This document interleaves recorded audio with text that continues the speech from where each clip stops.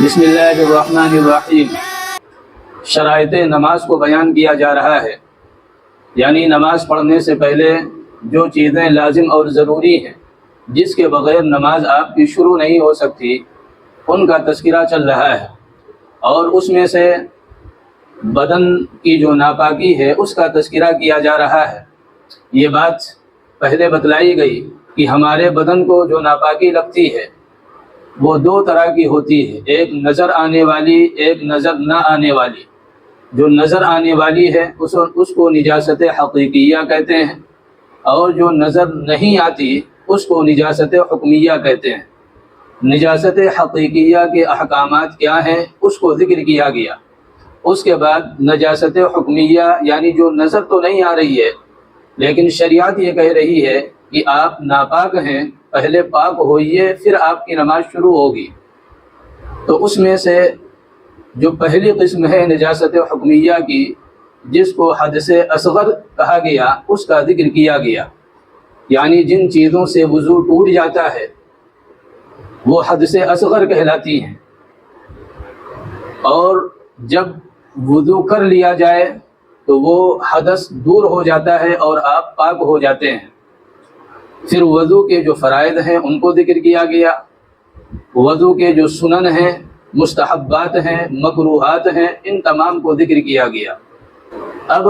وضو کن کن چیزوں سے ٹوٹ جاتا ہے آپ مختصراً اس کو سمجھ لیں۔ وہ یہ ہیں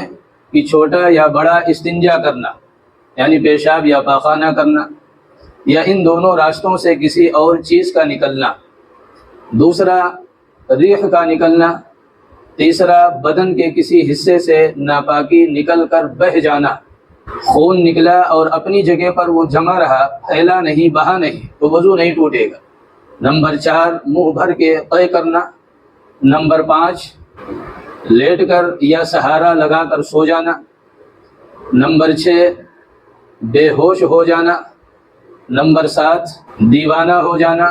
اور نمبر 8 نماز میں قہقہا مار کر کھلکھلا کر ہنسنا۔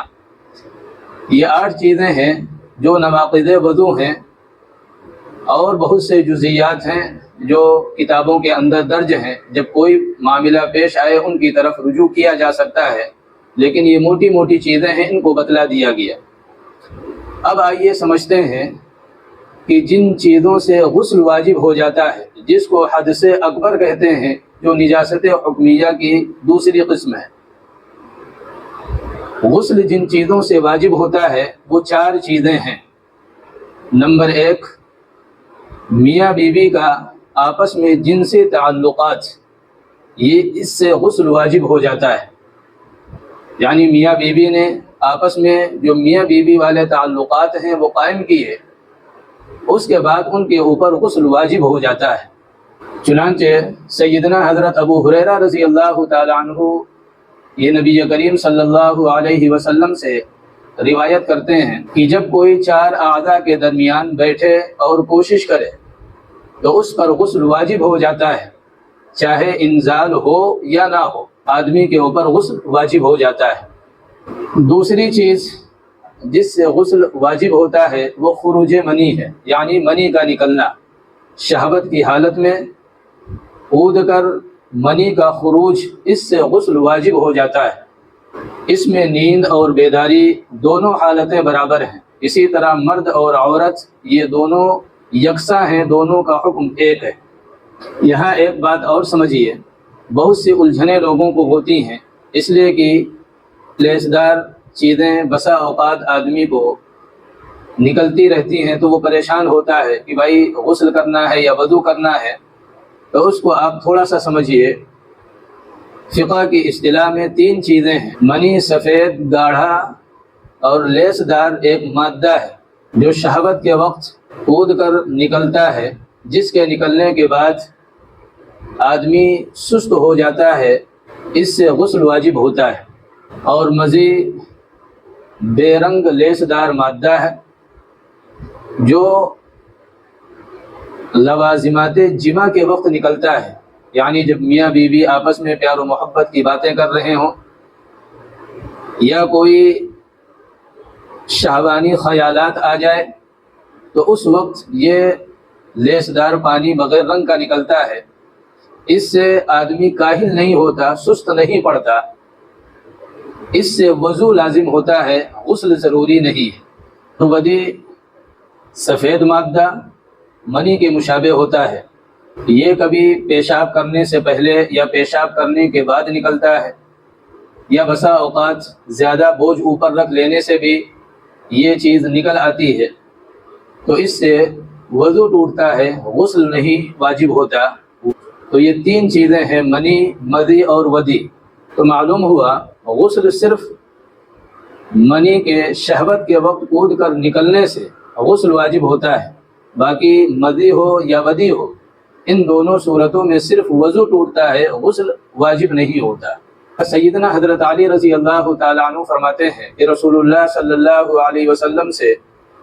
مذی کے بارے میں سوال کیا گیا تو آپ صلی اللہ علیہ وسلم نے فرمایا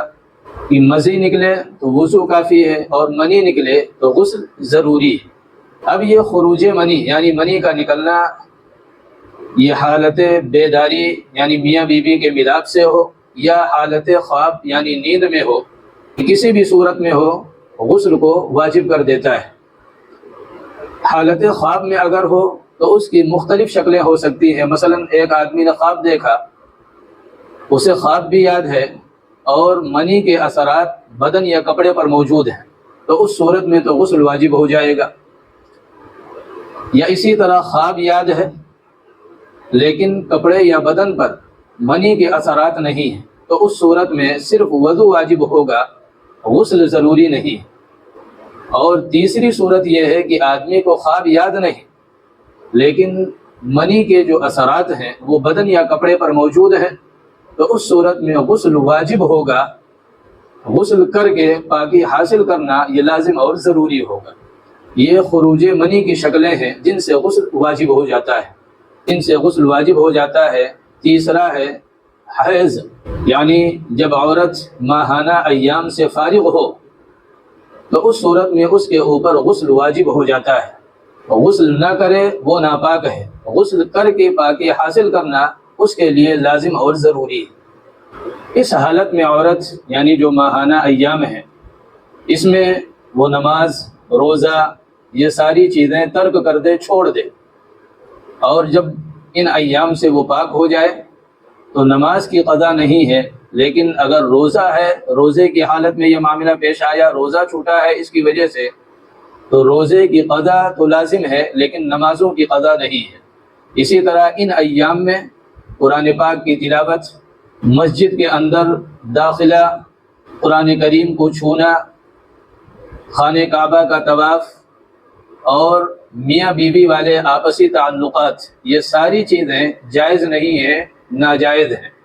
چوتھی چیز جس سے غسل واجب ہو جاتا ہے وہ ہے نفاس، یعنی بچے کی ولادت کے بعد جو آنے والا خون ہے،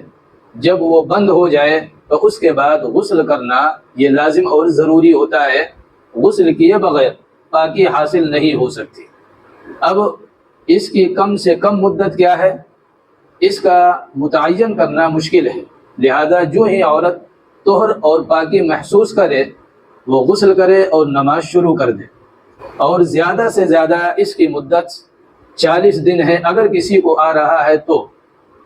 40 دن کے بعد اگر یہ معاملہ ہے یعنی خون ابھی جاری ہے تو 40 دن تک جو خون ہے اسے نفاس سمجھا جائے گا، ایام کی جو نمازیں ہیں وہ معاف ہوں گی، لیکن 40 دن کے بعد اگر یہ معاملہ جاری ہے تو اس صورت میں یہ کسی اور عارضے اور بیماری کی وجہ سے یہ معاملہ پیش ہے، یہ وہ خون نہیں ہے، لہذا 40 دن کے بعد خون اگر جاری بھی ہو تو غسل کرنے کے بعد نماز، روزہ، یہ چیزیں شروع کر دے اسی حالت میں، اور اپنا دوا وغیرہ کی طرف توجہ دے۔ غسل کرنا ہر نماز کے لیے ضروری نہیں ہے، بلکہ 5 وقت کے نماز کی جب ابتدا ہو تو اس نے وضو کر لیا اور پھر وضو توڑنے والی کوئی چیزیں نہیں پائی گئیں تو جب تک وہ چاہے نماز پڑھے، قرآن کریم کی تلاوت کرے، اسی حالت میں شریعت اس کی اجازت دیتی ہے۔ یہ چاروں چیزیں جو ذکر کی گئی یہ موجبات غسل کہلاتی ہیں، یعنی غسل کو واجب کرنے والی چیزیں، چاہے وہ جماع ہو، خروج منی ہو، حیض یا نفاس ہو، ان چاروں سے غسل واجب ہو جاتا ہے، اور ان سے پاکی حاصل کرنا یہ نہایت ضروری ہے۔ ناپاک بنے رہنا اور اسی طرح زندگی گزارنا یہ ناجائز اور حرام ہے۔ ان سے پاکی حاصل کرنے کا طریقہ یہ ہے کہ غسل کر لیا جائے، اور غسل کا طریقہ یہ ہے کہ اولاً دونوں ہاتھ گٹوں تک دھوئے جائیں،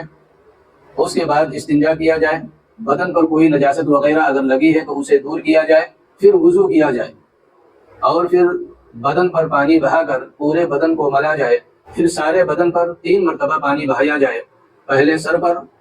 اس کے بعد پھر داہنے مونڈھے پر، پھر بائیں مونڈھے پر۔ یہ غسل کا طریقہ ہے۔ غسل کے اندر جو فرائض ہیں وہ 3 ہیں: 3 مرتبہ کلی کرنا، 3 مرتبہ ناک میں پانی ڈالنا، اور 1 مرتبہ سارے بدن پر اس طرح پانی بہانا کہ بال برابر بھی کوئی جگہ خشک نہ رہے، ہر جگہ پانی پہنچ جائے۔ یہ فرائض ہیں۔ اب ان کے اندر جو سنن ہیں وہ کیا ہے؟ وہ طریقہ جو غسل کا بتلایا گیا کہ اولاً دونوں ہاتھ گٹوں تک دھویا جائے،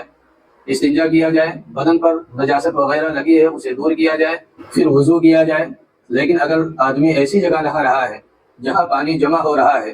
تو پیر کو بعد میں دھویا جائے، وضو کے ساتھ نہ دھویا جائے۔ ناپاکی کی حالت سے نکلنے کی نیت کی جائے اور تمام بدن پر 3 مرتبہ پانی بہایا جائے۔ نہانے کا سنت طریقہ یہ ہے جو بیان کیا گیا۔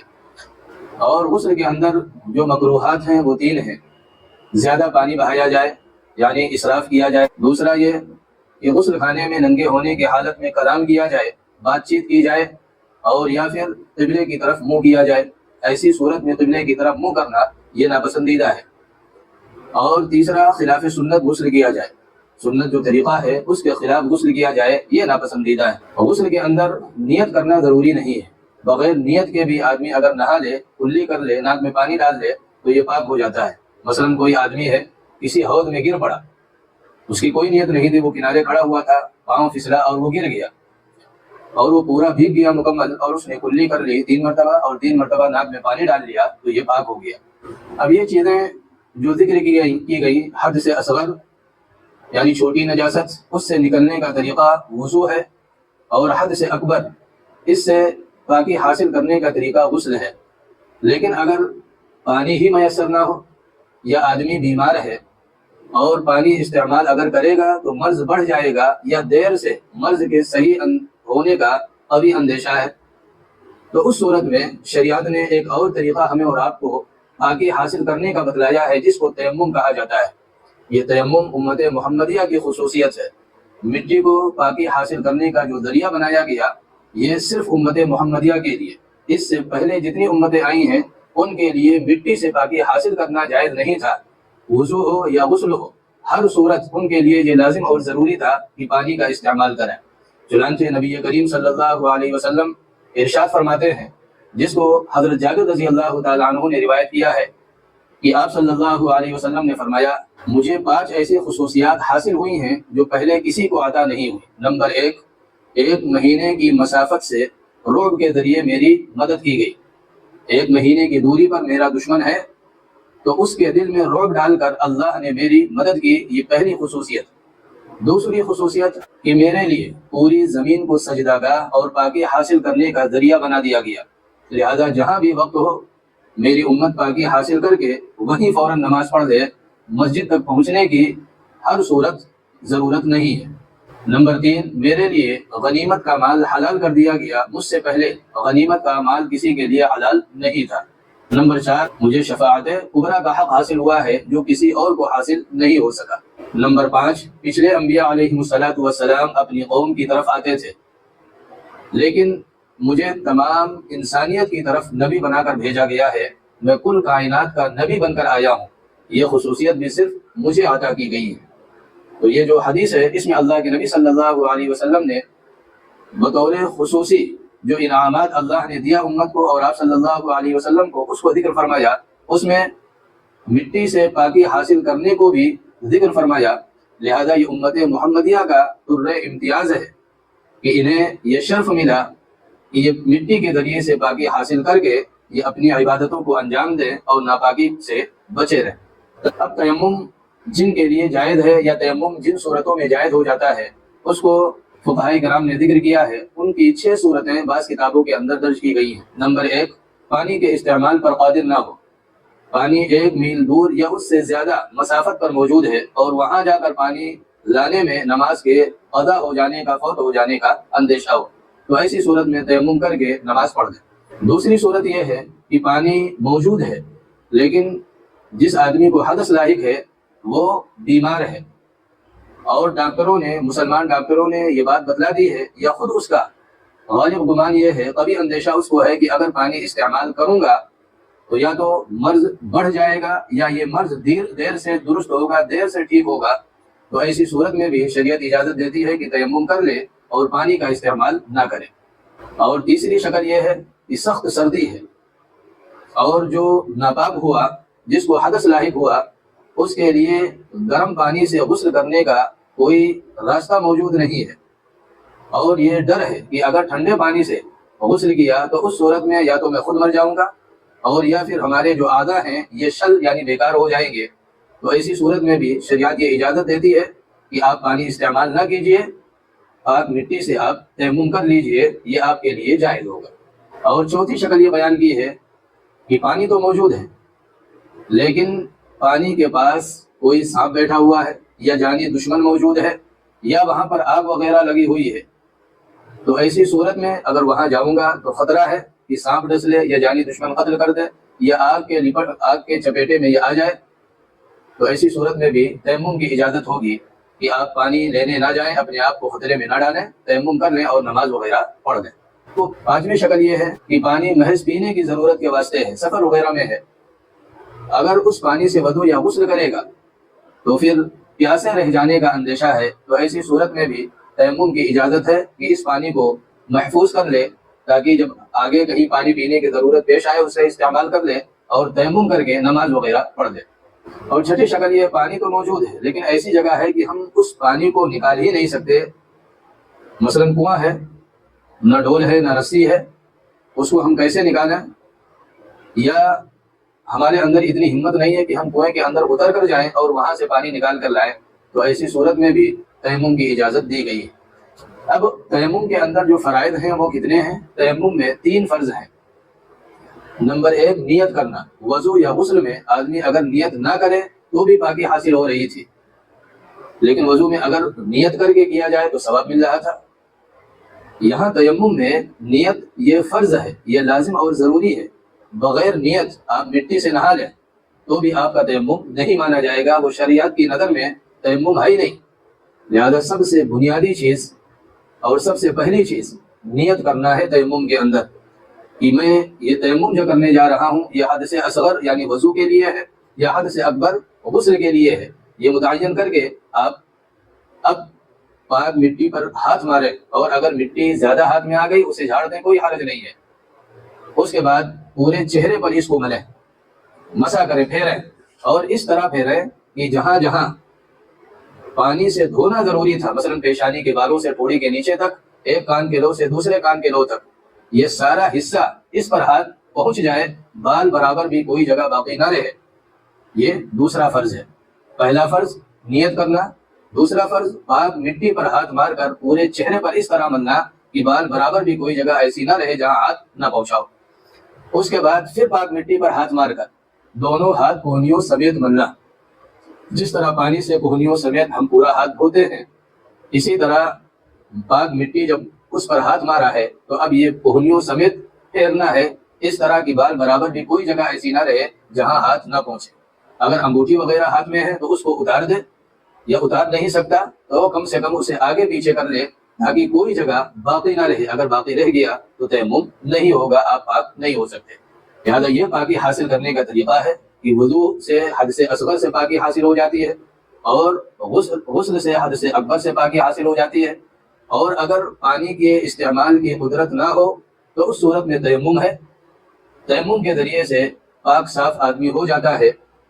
لہذا اللہ نے یہ آسانیاں پیدا کر دی ہیں تاکہ انسان ناپاک نہ رہے، ایک مسلمان ناپاک ہو کر معاشرے کے اندر پھرتا نہ رہے، بلکہ وہ پاک صاف رہے۔ اور پاکی اور صفائی کو نبی کریم صلی اللہ علیہ وسلم نے ایمان کا نصف حصہ قرار دیا ہے۔ لہذا وہ حضرات غور کریں جو کھڑے ہو کر پیشاب کرنے کو، جو ناپاک رہنے کو یہ ترقی کا ذریعہ اور سبب سمجھتے ہیں، وہ بیٹھ کر تنہائی میں سوچے آیا ہم انسان ہیں صحیح معنوں میں یا ہم جانور بن چکے ہیں۔ اللہ تبارک و تعالی ہم سب کو حقیقی معنوں میں دین پر چلنے کی اور دین کو سمجھنے کی توفیق عطا فرمائے۔ وآخر دعوانا ان الحمد للہ رب العالمین۔